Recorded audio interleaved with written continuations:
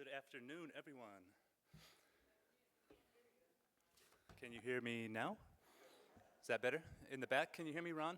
Yep, thank you. All right, welcome everyone. Very happy to see such a large turnout. This is fantastic. My name is William Gassaway. I am Assistant Curator of Art here. This is better. There we go. William Gassaway, Assistant Curator of Art. And today we are opening our newest exhibition in Gallery 7, titled Abstracting Nature. This is the second in a trilogy of environmentally themed exhibitions here at the museum. Last summer's Vivarium was the first in the series, and we'll be sharing more about the third shortly. This is, I should say also they're all opening 1 year apart from each other in the same gallery on the summer solstice. So, happy solstice. This really is a show started by Josie Lopez, former head curator here at the museum, and yeah, absolutely. And she and a number of the artists got together early on through studio visits and conversations about what the themes of this exhibition might be, and when I came on board about 2 years ago, I took that up with Josie and ran to the finish line. As you all know, she departed at the end of last year to take up independent curatorial work, but be looking for her to head up our Delilah Montoya exhibition next February. And sure, you can clap that. This is a very happy audience. I love this. Yeah, great response. Yeah. So I don't want to take up too much of your time. I assume that most of you are here to hear from our artists. Judy, Joan, and Joanna, really delighted to have all three of you with us today. Thank you. And I do want to provide an overview of the exhibition for those of you who haven't yet seen it, or those of you who have, I just want to give a little more background. Elizabeth, excuse me for a second. I don't have a remote control. Is that, oh, excuse me, it's on the table here.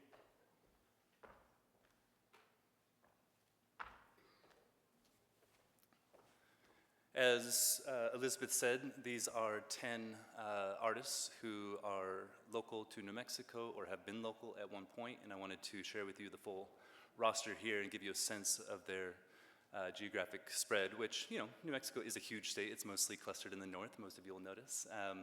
But it is some beautiful land, and you know, many of you know that I arrived here 2 years ago. Having grown up here, I went away to New York for grad school and to work in museums there, and came back 2 years ago. Not because I was unhappy doing what I was doing in museums, but because I was done being in the city, and I wanted to be back here, home. I miss these mountains, this food, this river and landscape, my family. Let's put that in reverse order. Yeah, I sincerely missed it. It's you know, I can't tell you how many times out in the world I tried to orient myself by looking for the mountains to tell me which way is east, and they're just not there. Skyscrapers all around you provides no direction whatsoever. So it really was, that decision was the first time in my career that I privileged place over opportunity and really wanted to be embedded and nestled back here in New Mexico. So it's wonderful to be able to take up this show and usher it through to the finish line today. It is the result of a team effort, massive team effort from a really great team. I won't try to list everyone by name because I'll miss a ton, but I do want to thank Elizabeth, who heads up education here at the museum, as well as our exhibitions crew for designing such a beautiful exhibition, our design team for all of the labels and section texts, and our preparators for actually installing it. Some of these are extremely heavy, some are extremely delicate, some are extremely expensive. All this creates high stakes opportunities for our team, and they do an amazing job every single time. I also want to thank our leadership, Andrew Connors, director of the museum, Bibi Beloira, assistant director of the museum, and so many others. I really am indebted to all of you, and it's just, you know, me having ideas in some back room, and then suddenly they make it happen for all of you. So thank you all, and thank you to each of our artists. I do want to just give you a brief glimpse at the artists that are included in this exhibition before we jump into the conversation, or hear from our artists first, excuse me. But a show on abstracting nature in New Mexico seems incomplete without including Agnes Martin, an artist who many of you know had begun to gain acclaim in New York, and then quickly abandoned the art world there and showed up a few years later mysteriously in Cuba, New Mexico. At that point, she was in the midst of a 7-year hiatus from the art world and from creating art, and it was after that period, which ended about 1973, 74, when she emerged again and began to pursue what would become her mature style. This is a wonderful work by Martin that we have on loan from the New Mexico Museum of Art up in Santa Fe. I'm really grateful to them for allowing us to include this in the exhibition. It is a masterwork by the artist, and exemplary of that mature style, these 6-foot by 6-foot canvases with lightly inscribed graphite lines filled in with the softest pastel marks. That for the artist was a real opportunity to manifest that meditative practice that had been so important to her during this period of hiatus and for the rest of her life, to be able to simplify, pare down, make more minimalist her works, to tap into an emotional center in not only herself but all of us. What you're going to see in this exhibition is not realistic representations of nature as we recognize it and as we hike and camp among all the time, but really the emotions caused incited, by those landscapes, by those vistas. What is the reaction rather than the representation of those beautiful views? We are very fortunate and proud at the museum to be able to feature this fairly early work in this series by Agnes Martin. It is untitled from 1975, so very close to that period where she is re-emerging to come back into the art world and again settle into what practice and a style that would define the next 30 years for her. We really have a fantastic example of this incipient change in her career. Karen Yank, who was already mentioned, is standing in the back there. Karen is based out of Sandia Park, just off of North 14. On your way up to Santa Fe, had the pleasure of going to Karen's studio several weeks ago and seeing just how and where she works, and it is sort of half indoors, half outdoors, looking at the San Pedro Mountains as she slings these huge slabs of steel around. Is really an incredible and process and practice that she's pursuing, and the results are sublime. Works like View, which you'll see in our show today, really exemplify the harmony of forms that Karen's practice has really distilled, especially the circle. This one pierced by a window or a portal, if you will. Please do not crawl through it, as tempting as it may be. And we wanted to pair this work and Karen's work in general with Agnes Martin's because of their long and special friendship and partnership in many ways through their professional lives. They met and befriended each other in 1987 and were close for the rest of Agnes's life, and frequently engaged in conversations that helped both of them to distill their style into what it would become. So I think you can see a lot of Agnes's influence in Karen's work, but also a radical and really strong departure in many ways too. And it really is a masterful technique with a really difficult, hardy medium that she's dealing with that is so impressive to see. And I hope that you'll lavish attention on her pieces. Don't languish. Marietta Patricia Lees, who I don't believe is here today. She said that she might try, but I told her not to power through her cold. She asked me to tell you she's Good. really sick. Okay, all right. And that she's really excited about the exhibition. Yeah, no. Yeah, she told me as well last night that she's likely too sick to come, but she is definitely with us in spirit. Marietta does also really tranquil, beautiful works inspired by natural features. This work, Breathless, is the result of some time spent alongside Crater Lake up in Oregon, the deepest lake in the US at about 2,000 feet. And I think that you can see that depth of a lake, but also an ocean, also a sky. In this case, I think very placid, but other works of hers, perhaps a little more tumultuous. She travels the world frequently, most notably in Iceland, where she took great inspiration from the volcanoes, volcanic rock, and ice sheets that she encountered, And you can see some of those elements emerging in this work here. She has recreated these volcanic rocks that are actually made of styrofoam and rubber. So really kind of playful way of dealing with these very elemental aspects of nature.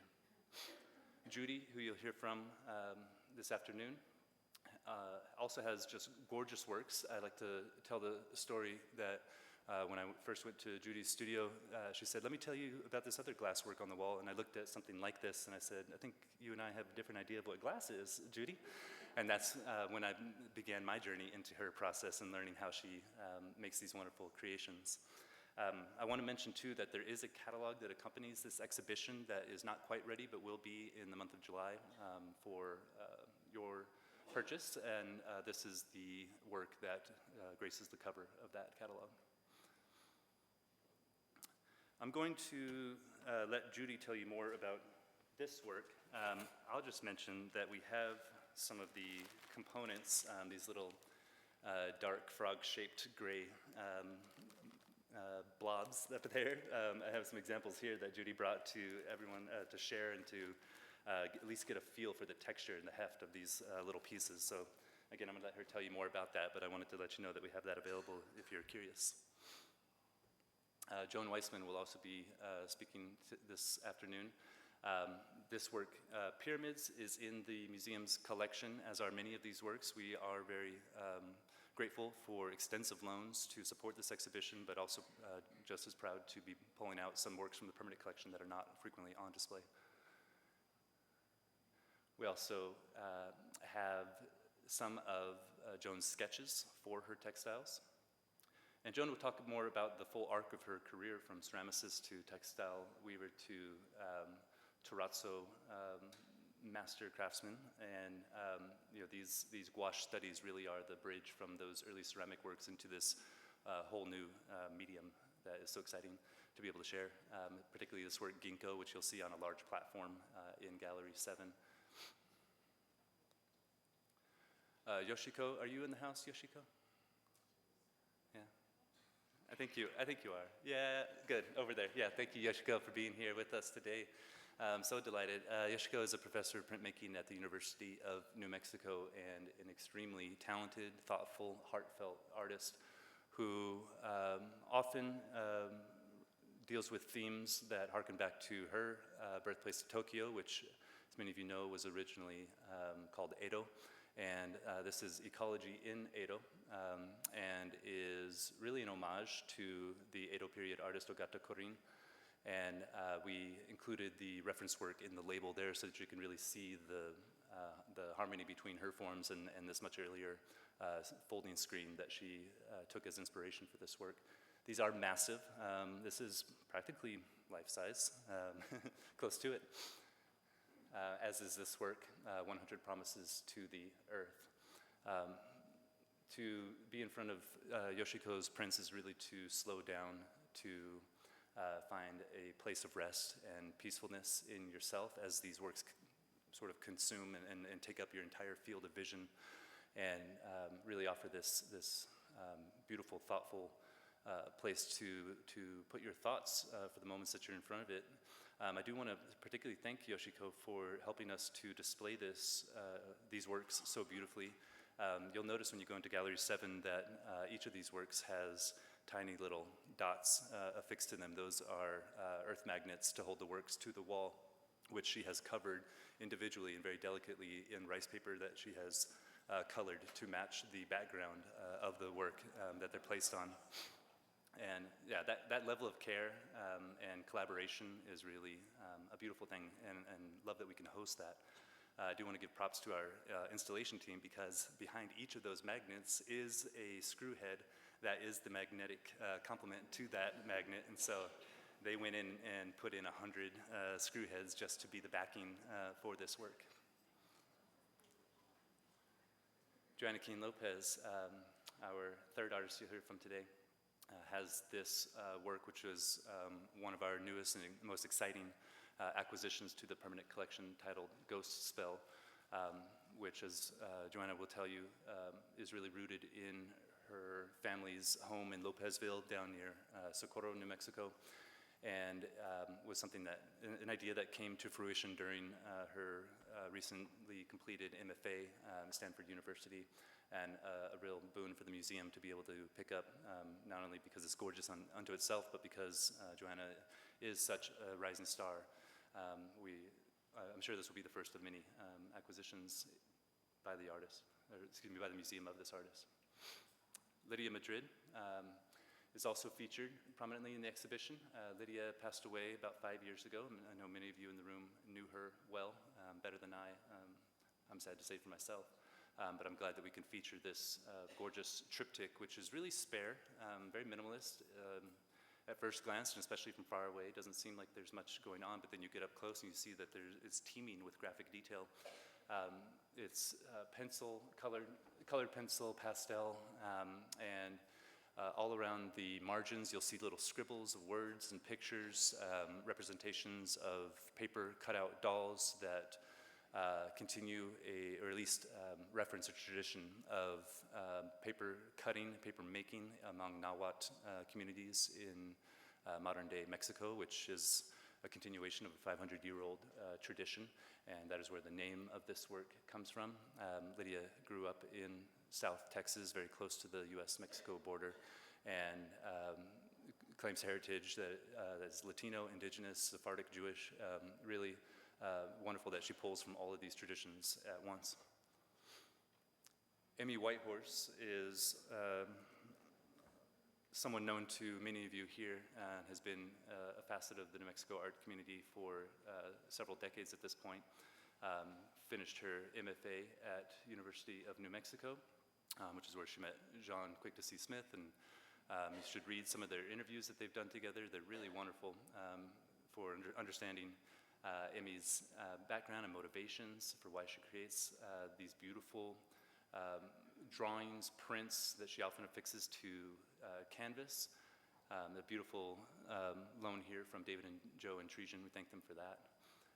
And from Emmy's own collection, this work, Codswallop, which she listed with 3 others as her most important and favorite works that she ever created, primarily because of the pure joy that she felt in creating this, and that it holds still. And from our permanent collection, Ye Retires to Mount Taylor, a gorgeous, vibrant work that some of you may have noticed we've taken off display from our permanent art collection in Common Ground to include in this show, but we will be putting it back up there afterward. And finally, Richard Diebenkorn, another fantastic acquisition from last year, directly from the Diebenkorn Foundation, and a purchase supported by the Frederick Hammersley Fund for the Arts and at the Albuquerque Community Foundation.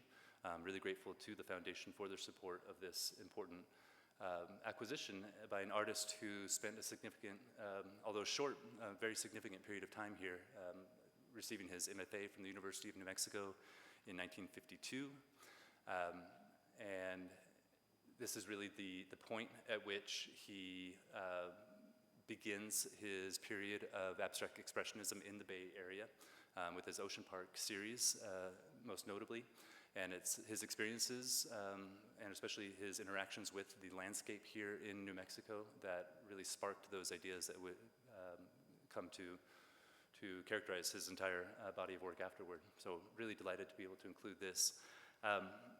That's all I'm going to show for the moment. I do want to jump into the conversation. I know it's a very brief overview, but all to say again, it's a collection of artists who have fallen in love with this landscape over and over again, much like myself, I'm very happy to say. And it's a real honor to be able to feature such unique visions of a place that we all consider our sort of collective home and backyard. And I can't wait to get into the conversations with our artists today to see what they would like to share about what they've included in the exhibition. So please join me in welcoming our 3 artists to the stage. Come on up.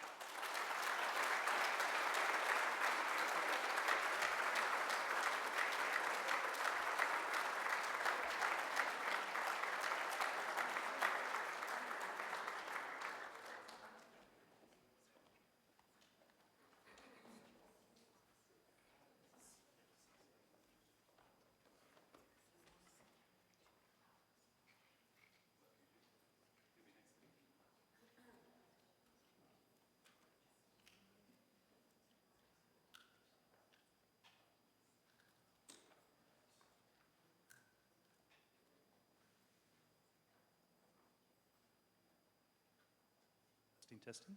Testing. Is that, oh, you can hear me well? Okay, great. Thank you. I'd like to invite Judy Tuwaletstiwa to kick things off.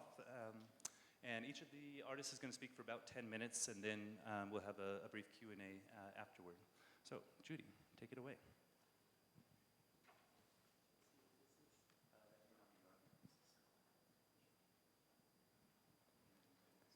How wonderful to see all of you today and to see William show you a preview of some of the work. I haven't seen the show yet. I look forward to it after. I tried to prepare notes, and they just kept jumping all over the place like a little frog that I'm going to talk about. You haven't seen much of the work that I'm going to show today. And it does concern a little frog named Frog Dreaming. But let me start with what my art is. Each day in my studio, I journey great distances, turning time into space as I enter terra incognita. Art is my teacher. It has taught me that our first language is the rhythmic beating of our mother's heart. Our second language is the texture of our mother's skin. And so much of my work is tied in to song and to texture. And I realized this after my mother died at age 95. I sat down and I wrote a poem. I've been able to take care of her, my husband Philip and I. What a gift, what a gift. And then I realized that our first language, it's not sight, it's hearing, and we tune ourselves to that. Art has taught me that Earth has her own heartbeat. These universal languages cradle my work. Art has taught me that what I gaze upon gazes back, that I am in dialogue with what surrounds me, from the macrocosm of the universe to the microcosm of an ant carrying a grain of sand. Art has taught me that walls and doorways are the same thing, that an image can be a transformative gift of healing, that what we see is only a fraction of what is there, that the longer I make art, the greater the mystery. I see people shaking their heads. I assume you're artists who have discovered this also. So the first, let's see. Yes, should I just...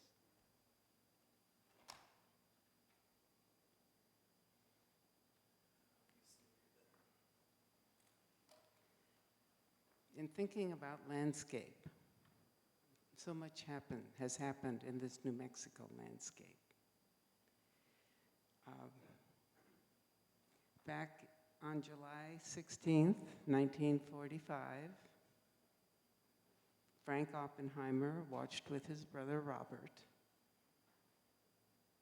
all night long as it rained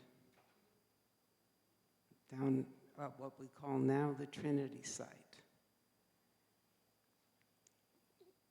And what he heard during the night were the croaks of frogs.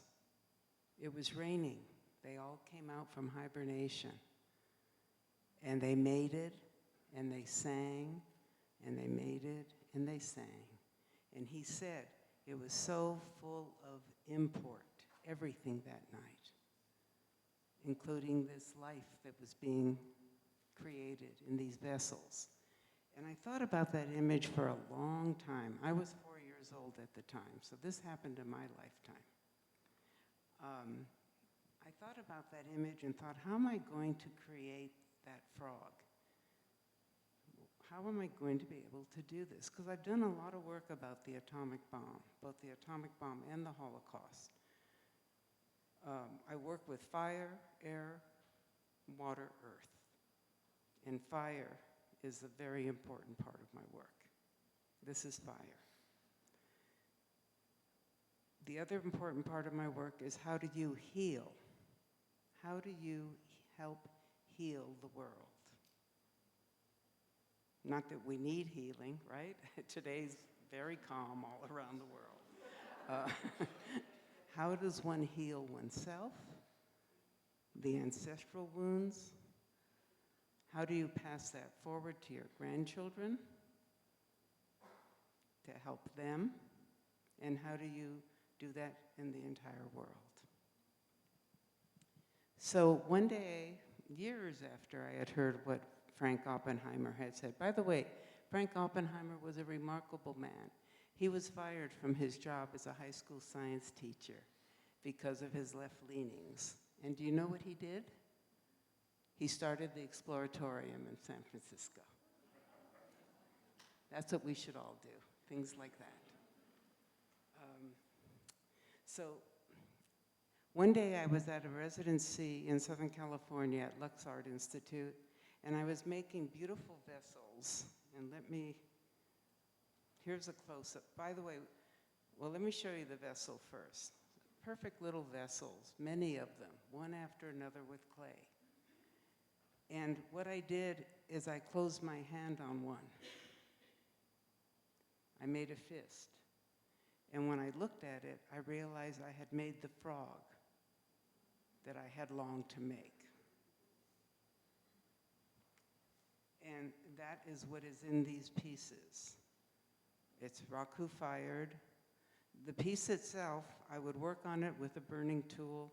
I'd leave it to write an idea or think about something that had happened, and it would keep burning.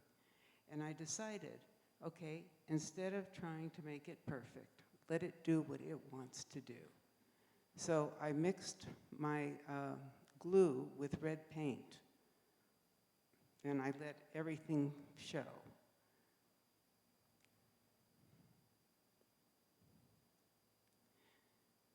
So now, another form of the frog. In 1982, I stopped showing. I didn't show again until 1997. I had rushed some work for a show in San Francisco. My back went out, and I said, I'm never going to do that again. So I thought I was pulling out a showing for maybe 3 to 5 years, and I'd have a body of work, I'd find a gallery, I'd show again. No, I didn't show for 15 years. Thank goodness. Because during that time, story came in a very different way than it had for me.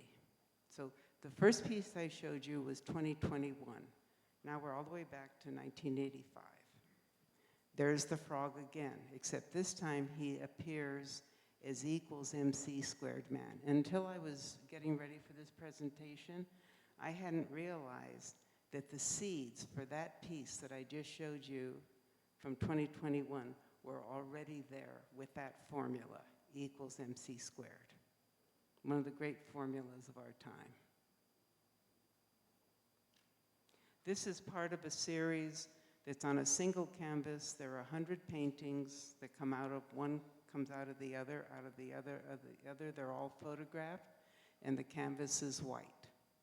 It ended up white. It's called The Continuing Painting. And it has to do with this landscape. Then in 1988, I drew the frog with a lizard. I have no remembrance of this. And then I had a dream. It was quite a remarkable dream.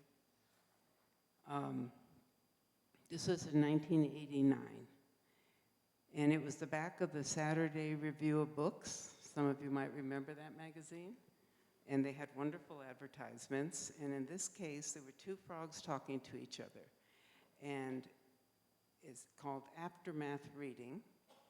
And it said to me, a voice said, you can tell the meaning, basically, of a life by the croaks of a frog.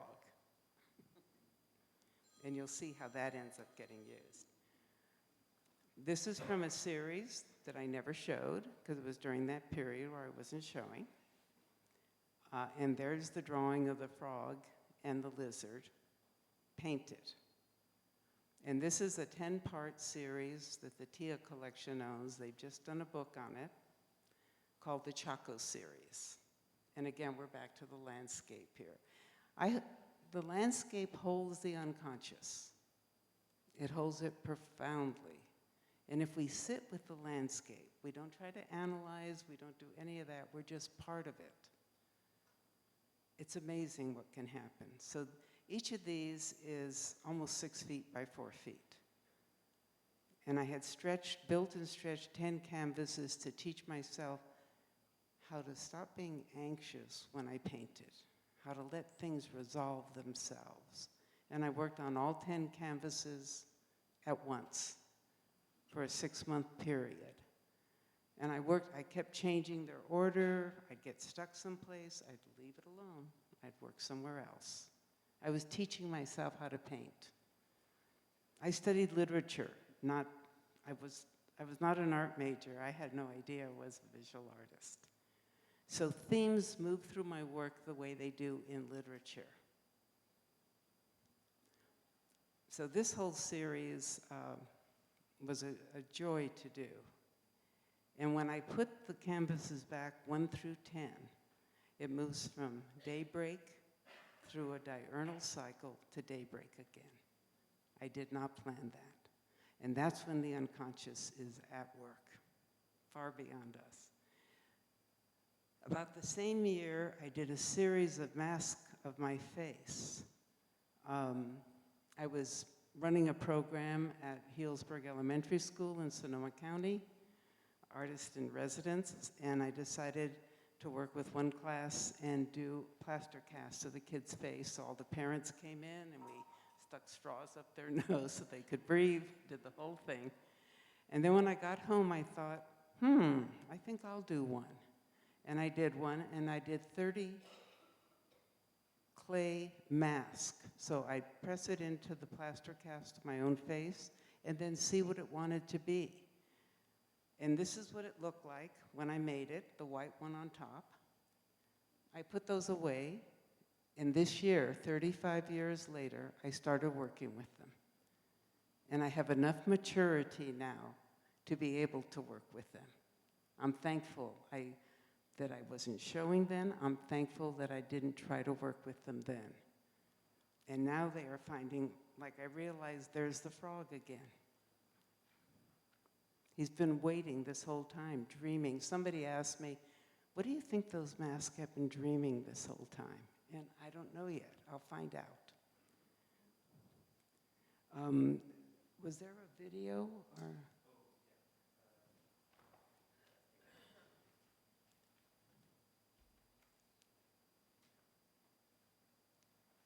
So this is a 1-minute video.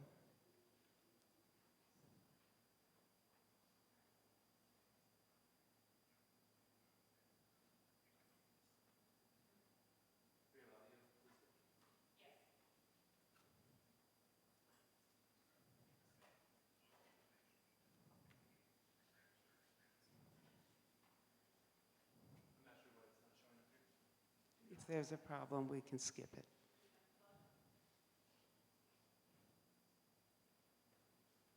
I've been very fortunate. The frog has hopped into a new life in a book called Frog Dreaming. And I am working on that book with my 28-year-old grandson, Caleb Sohikian.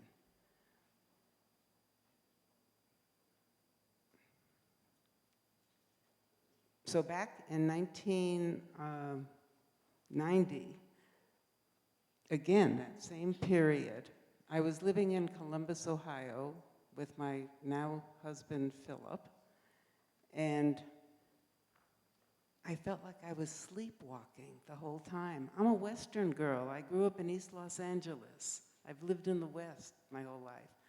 When I did my graduate school, I was too young to notice the difference. It was hard work, just working all the time. That was back near Boston. But the sky in Columbus, Ohio was so gray that it felt like it was sitting on my head the whole time. So I did a series of paintings called Songs of the Night Sky. And here they are. They're 30 by 40. And the dots came in because as a kid, that's how night felt to me.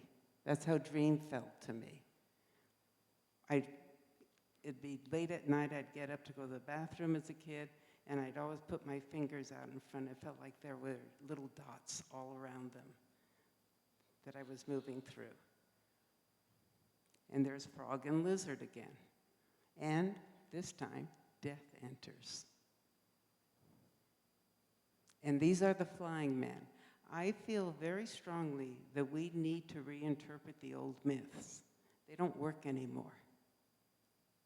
Because Icarus is young, he tests the boundaries, right? He doesn't pay attention. He's dumb, in a sense. The older, wise people know. I don't believe that. I know far too many young people who are brilliant beyond brilliant and see the world in a remarkable way. So my Icarus never falls. He becomes a guide.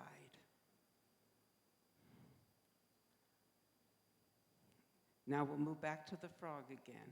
I don't know if you can see this, but that in the glass piece, Divination, which is in the show, there are two frogs in the middle, and it goes back to that dream that I had. This is a decade later that I'm at Pilchuck Glass School, working with Karen Willenbrink Johnson, blowing this. And there are the frogs. And Divination is about the Holocaust. It asks, who saw, who didn't see? What if we sat with a crystal ball? Each day we picked it up and we sat there. Would we know the truth inside of ourselves about what was really happening? And that's what divination is. And it came out of the dream that I had years before.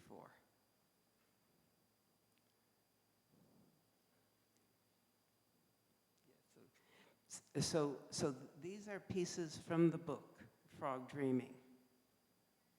And I won't read it, but they're pages. This is Gogolya, who holds all legends and stories, not just for human beings, for the rocks, for the trees, for the stars, for the moon, for the sun, for the animals, for the snakes, and for us. And in his dream, Gogolya gives Frog his heart. And he asks Frog, he says to Frog, will you take my heart and give it to death? And of course, Frog is terrified and says, death? Who, me? He's just stunned by it. So what happens is Frog has to find his heart song in order to give death a heart. So from that first frog that I painted, he has grown and shifted and metamorphosized all through my work until now there's an entire book in which he's dreaming a world where you connect through your heart songs. This is from last year in Lithuania. Young Lithuanian kids helping me paint a mural about Froggy. And the next one is from Ukraine at the same time. Sweet young Ukrainian boy whose family had left. He was on his own. And Vladimir is his name. And Vlad was wonderful. This is the storyteller from Frog Dreaming. And my sense is the frog is ready to move into the world in a different way, and his hopes. This piece is 76 inches by 96, 86 inches by 96 inches. It's all glass. It's called the Garden of Dreams. And again, Frog is very important in it. There he is, along with Icarus, along with the snake. I don't like the story of the Garden of Eden. It's one of those stories that served its purpose. Women are demonized. We're thrown out of nature. We aren't thrown out of nature. It's all around us. We're destroying it. The snake is demonized. This story, The Garden of Dreams, comes from the snake telling the story. The snake is able to shed its skin. It's able to create magic. I want fairy tales that don't punish us. And what I have learned from my work is that it's possible to create fairy tales that heal. Myths that heal. And I think in our time that that's what we need to be doing. So back to the atomic bomb. One of the greatest acts of creation and destruction that we've ever done, that the world has ever seen.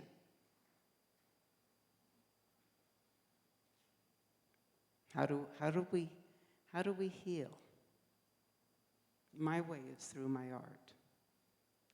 The final image is water, and I'll quickly say, when I was 2 years old, I got scarlet fever. I was in LA General Hospital for at least 2 weeks, isolated in a dark room, all the shades pulled down. My parents weren't allowed to see me, and I found myself floating in this amazing ocean, and forms would appear from it and disappear, appear and disappear. I had no language to share it, but I think that has, and I'd like all of you to think about your own childhoods at some point. I think that image that I saw of the unconscious when I was 2 years old has influenced my art so that it can be narrative, it can be, I don't think of abstraction, it can be distilled, it can take any form whatsoever. And it was a vision that I had at 2 while I was sick in a hospital. And it has, I realized, been at the base of my work, even below the mother's heartbeat. Thank you. Thank you, Judy.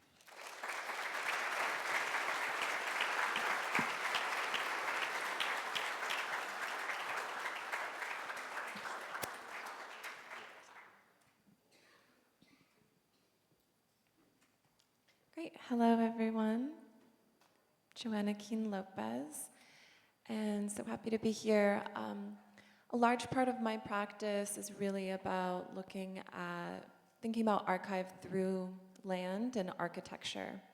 And a big part of my practice is inspired and is rooted from my family's land in Socorro, New Mexico. There we have an old land grant from 1815 that has all these old adobe buildings built by my great-grandparents, and you can see a couple of them right here. And actually, my father, Damasio, is here in the audience.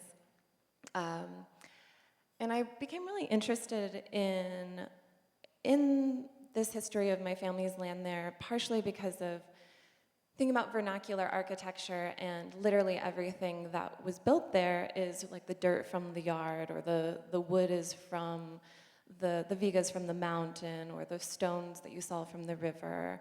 And so literally, like, what is available, what is there? And as time went on at Lopezville, what it's called colloquially, it would be like a furthering away from a land-based relationship. So it would be like adobe and cinder block, or frame and stucco, and then trailers. And so kind of see this as I was there, and I became really interested in this history, as well as these details of creating beauty within the home, such as different ways of painting adobe with calcimine paint or alis, or in here you can see like wallpaper put directly onto the adobe walls, or even the manta, like that blue fabric that traditionally would hang underneath the vigas to catch the dirt from the original earthen roof in painted blue.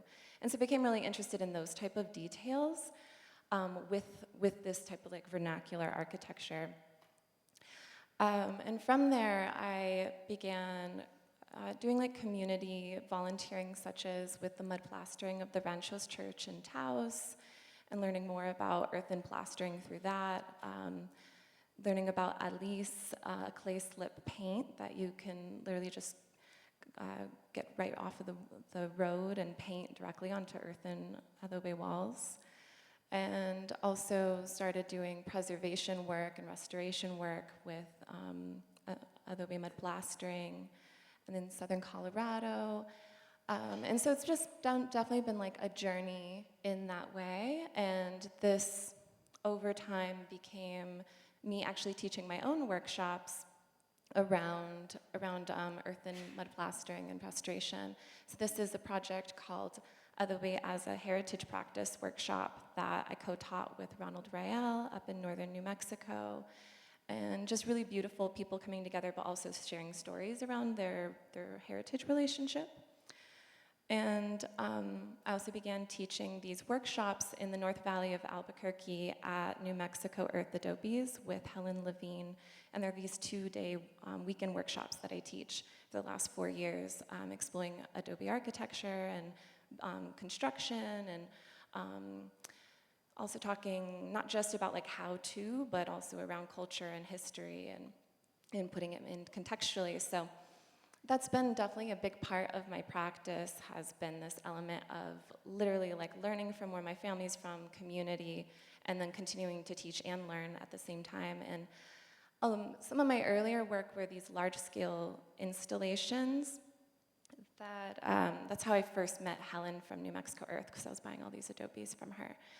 And they became this was a series of works called, centering around the concept of restolana, which is a term describing a sunny side of a wall where people come together and create dialogue or community. So in light of that, this was a project where I hosted this performance of dance and storytelling, kind of with this idea of the restolana, with also artists Guadalupe Maravilla and Monique Carr. This was another large-scale project that was a solo show at Site Santa Fe a couple years ago, and with it actually had invited people to come and actually learn and build with me. So almost like as an element of social practice with adobe as a material. Because really it's not just something I do in like a studio alone, like it's really a material that requires many hands, like it requires relationship building. It's a community making material. So this is part of that installation, thinking about sculpture and painting and architecture. This is just an example of the process with the enjare and the laying of the bricks. This is another element of that Restolana project, and that took place in Florida, actually a museum over there. And this work was definitely thinking about sculpture and also like the way that the body can engage with sculpture and painting. And all of these colors are actually at least a clay slip paint. And so the green is from northern Texas.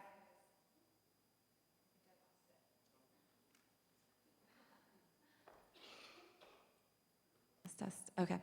The green is from northern Texas, the white is an Elise from Taos, and the yellow is from southern Colorado.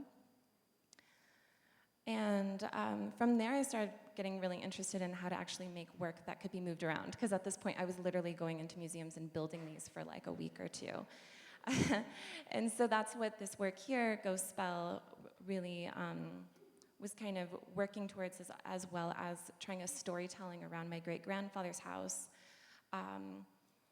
which there's been a lot of trauma that has happened at Lopezville, and I really wanted to make something that was thinking about the architecture, but also thinking spiritually around the architecture, and also a deconstruction of the home into an installation, taking those elemental materials of earth, wood, paper, like that wallpaper, and fabric, like the blue manta that I mentioned. And so that's what this work was really trying to explore, as well as a photograph of the mountains in the area. And this is another work along that realm that I was working in, the love and hurt of Chamizal. Again, thinking about architecture and installation and deconstruction, and Chamizal was actually the other name that my family's land was called before the US acquisition of the region. And then later on it was kind of anglicized to Lopezville. And important to note that the original land is the Piro Pueblo, an indigenous Pueblo that actually left with the Pueblo Revolt with the Spanish. It was only two, from what I understand, two Pueblos that didn't revolt, and the Piro Pueblo was one of them. And so many different layers with land and place, of course. This is another recent project in Berkeley, California, where I was exploring an architectural motif, the mashrabia. And sometimes you see them, they're like these little wooden grills for windows, and you see them with adobe buildings, and they actually traveled here with the Spanish from the Middle East. And there's like a really interesting history with that, as far as it protecting the sacred, or a lot of different elements to it, but also, again, thinking about the deconstruction of architecture with stone footings, or the fabric, or the earth, and wood. And so just something that I've been really fascinated with. And this was a project at 516 Arts looking at archive, and there's so many parts about this. It's called Lopezville, Socorro, New Mexico, again, looking at my family's land. But it was really kind of about thinking about memory and land. When I got all this dirt to make these adobes, there was so many shard bottles from so many like generations of alcoholism that you could like literally see in the land, you know? But then also like this history of building adobe bricks, which is also a history and memory rooted in land. And then while I started doing that as well, our neighbors in Socorro, in Lopezville, is the Energetic Research Materials Testing Research Center. They're a division of New Mexico Tech, and they actually test ammunitions and bombs and explosives. And my father, Damasio Lopez, is actually an activist against depleted uranium, and gave me some documents. And so these were literally documents describing land and the contamination of land in that area with depleted uranium penetrators. And so I was just thinking about these things going further, because 35 miles away is the Trinity test, like you mentioned. And my father at the time was 2 years old when that took place. And this is a map of the fallout range. So I became really interested in, one thing my dad also told me was some of his earliest memory was of the bombs from next door from New Mexico Tech going off and literally cracking the walls of the adobe of his grandpa's home. And so I became interested in like, what's this relationship with military use and activity in New Mexico and adobe architecture? And it turns out that the plutonium core of the bomb, the Trinity bomb, was assembled in a bedroom of an adobe ranch house 3 days before it was detonated.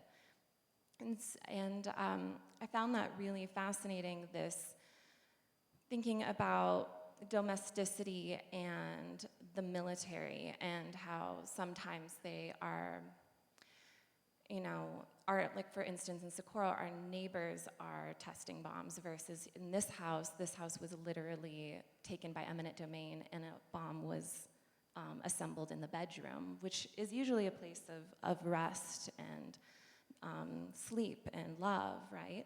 But instead it was something for something for mass destruction. And so to try and tell that story, I built this bed as well as this adobe wall, and a embroidery that I was working to try and tell the story of that bedroom, but through a lens of craft and traditional architecture and traditional furniture building. And literally taking trips to the Trinity site to learn about these, and it's been a really incredible process to learn more about the history of nuclear industry in New Mexico, and how much it really is here and shapes our environment. And I from that project, I started looking at archival documents. I'll go forward. This is one of the first hand-drawn eyewitness accounts of the bomb by L.W. Alvarez. And so I went to the Trinity site and I took photographs over there. And this is basically a collage of different photographs I took of the landscape in Trinity and of that McDonald house. And then printed with acrylic inkjet print on Adobe to try and start thinking about these archives. Here's another one that is based off of these, the architectural plan of the McDonald Ranch House and the White Sands Missile Range. And so looking at these archival documents and then trying to retell the story in some way through photography and also earthen architecture. And one thing when you're out there, it looks so beautiful when you're out there, you know, there's some like all these abandoned buildings, but then when you really understand what happened, it's really like this insidious history underneath underneath it all. And so with this work, it is beautiful, but once you understand more about it, it tells more of a story. And so this is definitely a focus that I'm really interested in going further into because there's just so much there. Here's an example of this print. And I feel really blessed because both of my parents, my mother, Colleen Keane, made a documentary called The River That Harms, which is about the largest U.S. Radioactive waste spill that took place in Church Rock, New Mexico. And my father, as I've mentioned, does the depleted uranium issues. So it's always been something in my mind about land contamination. And as an artist, I hope to continue to tell these stories along with earth and architecture. And next month, I'll be having an opening at the Valley. It's a gallery in Taos. And I'm looking at another archive that is all about Adobe architecture from the 1970s to the 1990s. And it has never been published. And I've been given permission to use it from the Earth Builders Guild, but interestingly enough, the archive was assembled by New Mexico Tech. And it's incredible, but basically I've been going through and they did so many things in these archives. There's so many different subjects from Adobe yards to hornos and Adobe fireplaces. One whole project is about like a prison program of building Adobe walls for wild horses and taming them, or another one is on building Adobe facades for trailers, sort of like a reclamation. Really fascinating. But for this project in Taos at the Valley, it's all about looking at the history of earthen Adobe fireplaces and hornos. And so I would love if you guys are able to come to that show as well. And then these are just some upcoming shows I have coming up this month and next month. So thank you so much.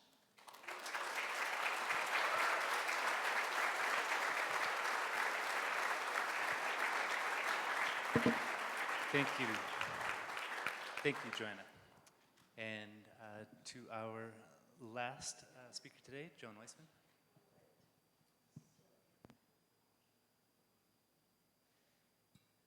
All right, so I'm going to do something a little bit different.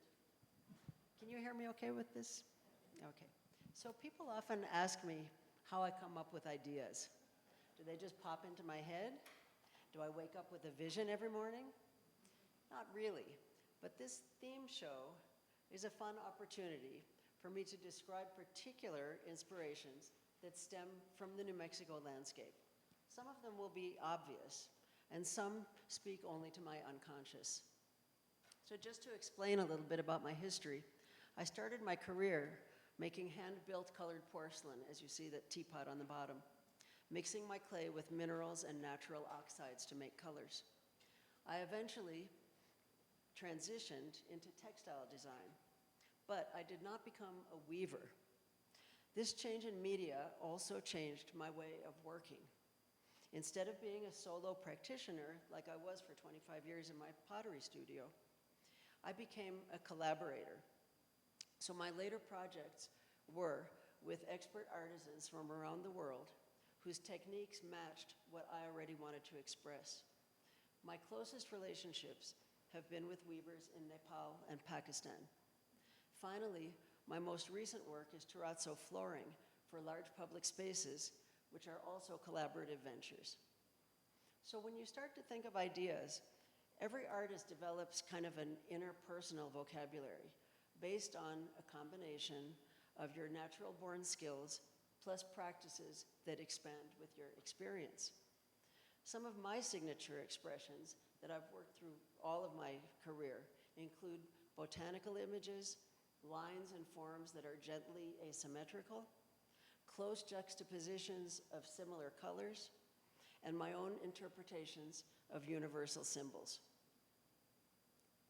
So one of my designs is based on the aspen tree, which is an obvious link to New Mexico.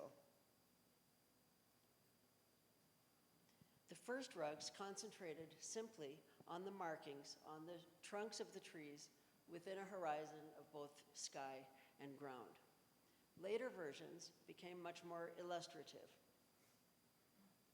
where I had leaves in full trees and also leaves that are so huge that they become abstract images. Later, I also started thinking of the same design as bamboo or horsetail, which you find all over New Mexico. This allowed me to add different types of leaves to my rug designs. And finally, the design developed into a purely abstract, multiple stripe shape. The sunflower is ubiquitous in New Mexico. Here it comes. Now, I saw this Japanese woodblock print that had similar imagery, and I decided I would make a rug based on these two ideas. I combined details in a warm version and a cool version, both with the sunflower theme. Now I notice with so many people here who have some of my rugs, I see the owner of this rug sitting in the audience. So there's a lot of people here who have some of these pieces. So let me go beyond this. Now getting into symbols. Everybody's familiar with certain symbols that appear on artworks throughout the world. Almost every society, from prehistoric to modern, incorporates the triangle, the spiral, the zigzag, the circle, the wave, lightning strikes in their traditions. They may take on specific cultural significance or spiritual significance, or in some cases, they remain purely decorative. But they are universal because of their familiarity in natural settings. For example, this snow-covered agave has inspired my triangle design rug, where each triangle is a little bit different, and indeed, two of my terrazzo installations. This one also has the triangle theme, and this is in Asheville, North Carolina. And this one is right here at UNM in Popejoy Hall at the Art Museum at UNM. Now the spiral is another universal symbol, but represented here in New Mexico by this millipede skeleton near San Ysidro. I included spirals in my very first rug design that I ever made, along with repeated triangles and the zigzags. I continued to use the spiral in many other textile pieces, as well as in more terrazzo flooring. And this is an example of a piece at an airport in South Carolina, and it's the abstracted river that runs through their town. So this piece of terrazzo, some of you may have seen at Popejoy Hall, and I wanted to give you an example of a perfectly unintentional use of a symbol. So I continued to have the spiral piece in these red sections, and after this piece was installed, I was told that the red spirals bisected by the separator strips of metal looked like musical notation. So it's a great idea because it's a symphony hall, but I didn't think of it. So sometimes these things just come after the fact, but it's a great idea. And I notice in the museum you have described that as musical notation, but I'm not taking credit for it. And flowers, of course, have always been essential to my artwork. This iris and other botanicals were the subject of many of my early porcelain works. This is almost 50 years ago. And later in textiles. So this is an example of an antique piece of printed cotton from India. And it shows in the following slides how one theme can invoke different moods with changes of color, texture, technique, border, and materials. So this is kind of interesting. One of my most literal copies of a piece of the landscape turns out to be one of my most abstract rugs. So I had a client in Santa Fe who wanted me to make a rug based on the cracked, dried earth around his house. So this photograph was the starting point for the entire pattern. And then you see the finished rug. This is a little detail of it. It's all one color. It's just 3 textures of yarn that depict the earth as it was around his house. I later made another version. This is a much larger rug. It's about 9 by 12 feet. And this one is done in undyed mixture of completely natural wool with highlights in silk. Now, other locations also bring their own inspirations. One of my weaving partners who was in the United States wanted to move his factory to the Dominican Republic. So he tried it. It didn't turn out to be a success, but luckily I got to visit when he was first starting out. So I photographed this tree that grows right on the beach. When I returned home, it became a basis for several different rug designs. So you can see, in fact, I think the owner of this one is in the audience too. So this is called Bayahibe, it's the name of the beach, and this is a Tibetan hand-knotted rug. And this is, you see how different it looks when it has the light background. And then I finally made one with a really dark background, and it's weird to see this because it's exactly the same pattern in the same drawing, but now with this dark color, it almost looks like it's an underwater scene of jellyfish or something. Okay, so another trip took me to a Chinese garden. I think this was in Portland, Oregon, and I took a picture of these lotuses. So once these became rugs, these lotuses that are about 20 inches in diameter at the most, actually they're probably much smaller, probably about 8 inches, I made them huge for the rugs. So it really changes it into an abstract form. So both the color and the scale make a really big difference here. But then I realized after I was looking at this, something else could have happened. Because once something gets like way out of its normal scale and becomes something that just is an abstract form, I could have actually used a location right here in New Mexico to inspire these mushrooms in the sandias. They look exactly the same. So it's just interesting to see how something just enters your mind and it may become a mushroom rug or it may become a lotus rug. Here's a familiar site for everybody in New Mexico, White Sands. And when I was talking about an artist's inner vocabulary and the things that mean something to me, like very soft curved lines, hidden triangles, a little bit of zigzag, and colors that are very close together. So here's a rug that I made based on that theme, and you can see how I put those different elements together. But later, many, many years later, I reinterpreted the same design. This is a terrazzo floor in a new library that was built in Florida. It's a public art project. And it's the same pattern, but changing it to colors of sand and sea. This is for a coastal landscape that they requested for their library.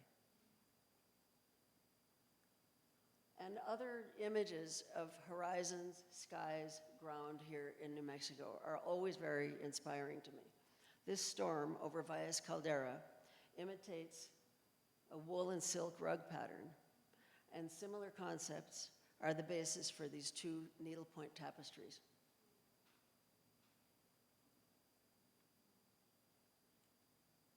And then returning a little bit to some of my earlier work in ceramics, You can imagine how these painterly designs on rocks near Bernalillo could have inspired the multicolored, delicate inlaid porcelain that I made by mushing little colors together.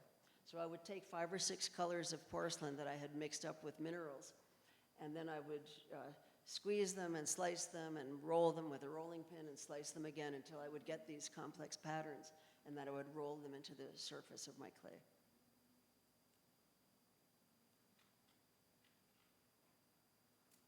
And this one is just funny to me because these are really, really old pieces from the very beginning when I was making clay, before I even did colored clay.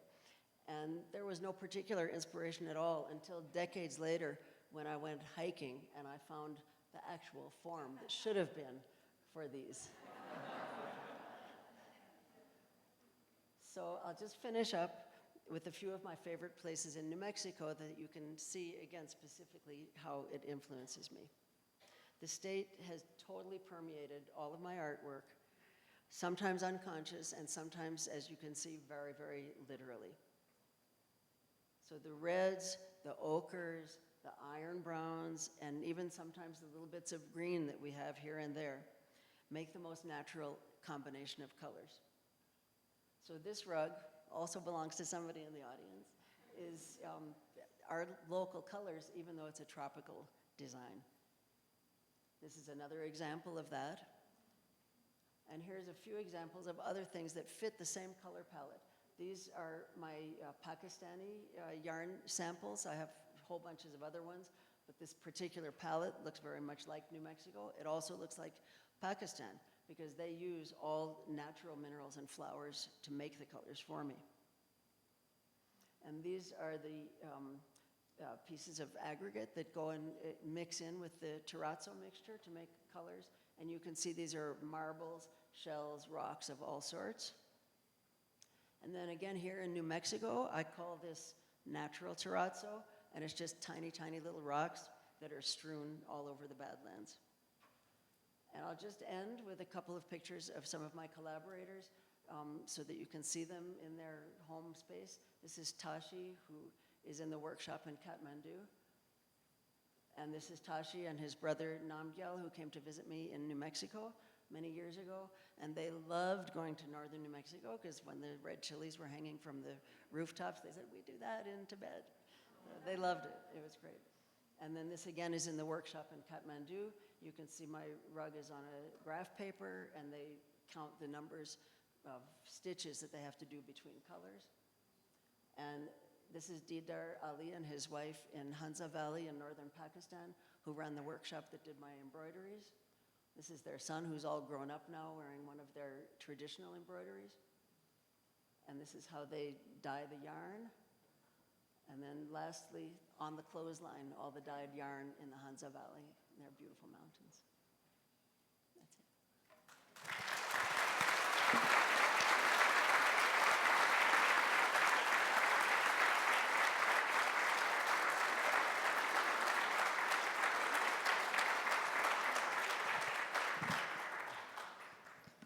Thank you so much to all three of you for your wonderful presentations and for being with us today to share. We have run long, not unfortunately. I loved it the entire time, but I was also getting hand signals from off stage that we'll probably wrap up now, unfortunately. But I had prepared some questions, and luckily I'm able to reach out to each of you individually after this. But I do want to say again, thank you for your presentations, what you shared today. It really is meaningful how each of you have approached this central theme that the exhibition draws out, and in completely unique, thoughtful, heartfelt ways. I especially am recognizing the constant link to historical, if not ancient, traditions in each of your works. The fact that all three of you have traveled extensively across the globe and continue to choose New Mexico over and over. It really is so uplifting to hear that that this place holds such a special place for you, despite having seen sunsets in other countries and other corners. We still have the absolute best here, and essentially every geographic feature you can imagine, except the coastline. I mean, we're doing pretty good. And I just especially love that each of you are exploring so deeply not only community and collaboration. I love what Joanna, you said about that this is a material that requires many hands, it requires community making. And I see that very much coming through in your work, and I think in all of your work. I know each of you to be eager to collaborate with others, and that's where you reach the fruition and the joy of what you do. So thank you for that. And it's not only the works that you've contributed to our walls of the gallery here, but also the encouragement to explore those landscapes of our minds as well, and to not rest with just the representational, but to dig deeper and to uncover that inner harmony that these ideas, these experiences, these individuals who've become friends and family have created in you. So thank you to all three of you once again. And sorry that we don't have more time, but I hope that you all enjoyed this conversation very much. Thank you.